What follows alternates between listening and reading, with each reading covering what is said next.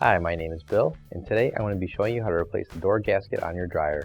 The reason why you might have to do this is because the gasket is torn or damaged, causing hot air to leak out of your dryer. Warning: before doing any repairs, please disconnect your power source.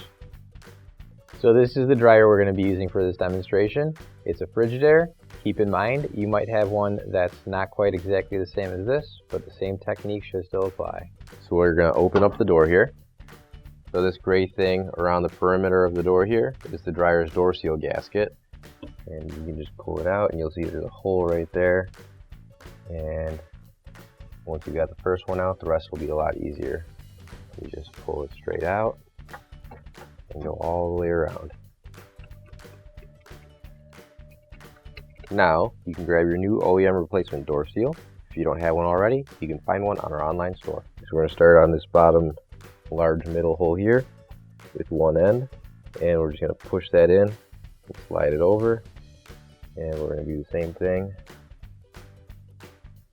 for all the rest of them.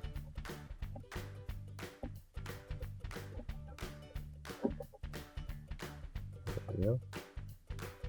And once you get to the last one, just make sure everything is secure in there and hasn't come out.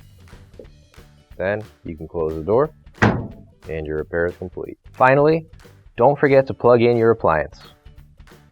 If you need to replace any parts for your appliances, you can find an OEM replacement part on our website, PCApplianceRepair.com. Thanks for watching, and please don't forget to like, comment, and share our video.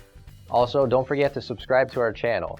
Your support helps us make more videos just like these for you to watch for free.